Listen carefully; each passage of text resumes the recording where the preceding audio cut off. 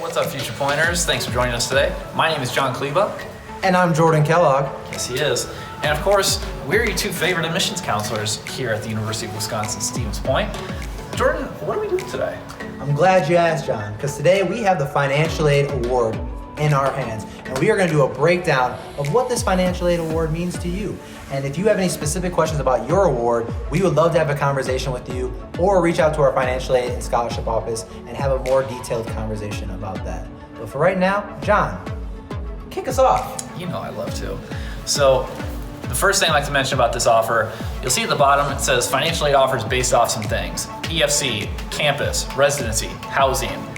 We're not talking about any of that today. That's all financial aid stuff. We can dig in deeper later, but we're just doing the quick hits today, the real quick summary. So, if you look at this offer, it's basically divided into two categories. The top, you can think of as income.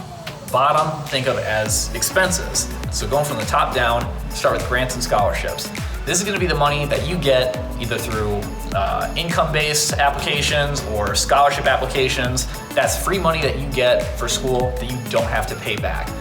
If you have outside scholarships, you won't see those listed there, but you can request that they are, and we'll factor that in for you. Next, I want to take a look at loans. Loans, as you might already know, are loans that are money that you get for school that you do have to pay back. Now, there's four main types of loans: subsidized, unsubsidized, direct plus, and parent loan, or private loans. Now, probably one of the biggest questions we get is, what's the difference between subsidized and unsubsidized loans? It's pretty simple. It's all about interest. Subsidized loans, you don't have to pay off that interest until after you graduate. Unsubsidized loans, you have to pay off that interest while you're in school from when you get that loan out. So it's all about paying the interest. Subsidized is preferable. Not everyone qualifies, but any amount is going to be good. The last thing I'll mention, if you have work-study funds, that'll be in the bottom left-hand corner here.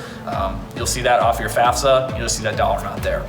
Next, let's talk about expenses. Jordan, why don't you break it down for me? Oh, I would love to break it down. So looking at the cost of attendance, you have the estimated direct cost as well as estimated indirect cost. Estimated direct cost is what you will be automatically billed to your university account. So that's looking at tuition and fees. And if you're looking below that at indirect costs, those are the non-billed educational costs associated with the university. And so these are estimated costs that we have seen students over the years use. So you'll look at housing if you want to live on campus, books and other supplies, transportation, as well as other educational costs, like if you need to buy a laptop or whatnot. So that is the difference between the indirect and the direct estimated costs. For students living on campus rather than off campus, the housing and meal plan cost is actually direct rather than indirect. So if your offer letter looks a little bit different than this one here, that's probably why. Indirect, direct costs, that's always a little bit confusing to me. I know there's a lot of people. So I actually have some props here that I think explain a bit more clearly. Interesting. So if you think about direct costs, it's fixed, it's firm, it's like a rock, it's solid, it's not moving anywhere. If you think about indirect costs, it's squishy, it's like a stress ball. It's gonna move around, it changes, it's different for each student. Squishy. Indirect is squishy, direct is firm like a rock. What do you think? You know, I actually love that. That is an amazing analogy. It's pretty clever. It is very clever. I love that. So now that we know the difference between direct and indirect costs, now it's like, Jordan, well, what am I paying for UW-Stevens Point? So looking at the bottom, you'll see the total estimated direct and indirect costs. And that is the total of both of those estimated costs above.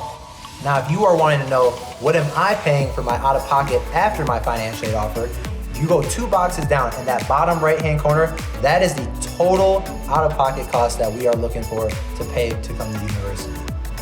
And honestly, that's it.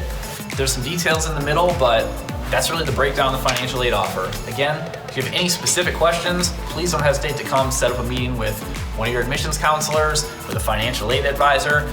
We're all happy to help you and help break that down. But for now, that's pretty much it. Thanks for joining us today, y'all, and I hope to see you on campus soon. Take care. Good night, y'all.